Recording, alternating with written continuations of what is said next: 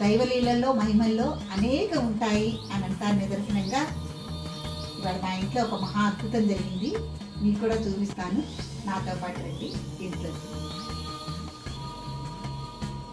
ఇదండి, ఇంట్లో పీటల్లో కాకుండా ఇంట్లో మీకు కొలుచుకునే దేవతామూర్తులు. ఇక్కడ ఒక మంచి అద్భుతం జరిగింది, మీకు నేను చూపిస్తాను, దగ్గర చూపిస్తాను రండి.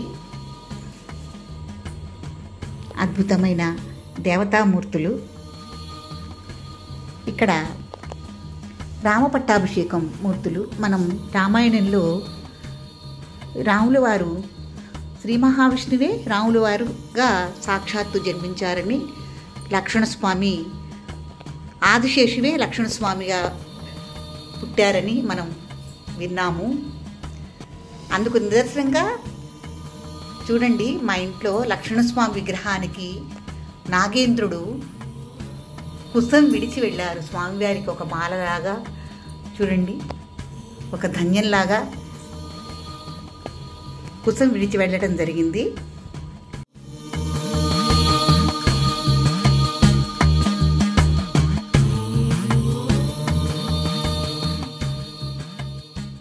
ఇది తోక భాగం,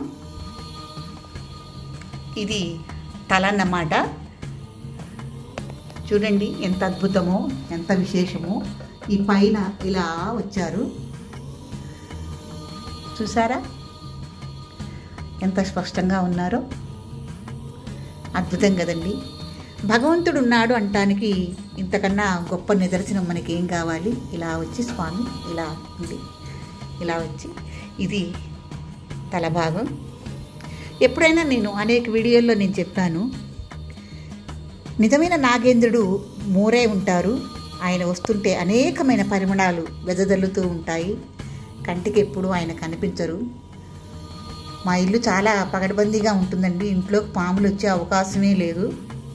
కానీ ఈ అద్భుతం జరిగింది.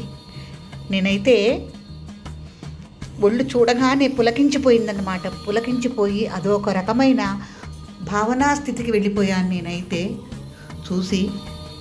ఒక అద్భుతం. రాత్రి అనేకమైన పుష్పాల పరిమళాలు వాసన వచ్చింది ఇంట్లో. ఎక్కడి నుంచా అని అనుకున్నాను. ఇదన్నమాట. ఇదండి నాగేంద్రుడు ఉన్నాడు అంటానికి ఒక ప్రత్యక్ష నిదర్శనం ఈ రోజున త్రిదురిపీఠంలో జరిగిన మహా అద్భుతం. నిజంగా చాలా అద్భుతం అమ్మ కదమ్మా. అవును, చూసావమ్మా నువ్వు కూడా. చూడండి, చివర తోక ఇక్కడ కుబుసం విడిచింది కదా, కిందకి రాలిపోయిందన్నమాట. ఇదండి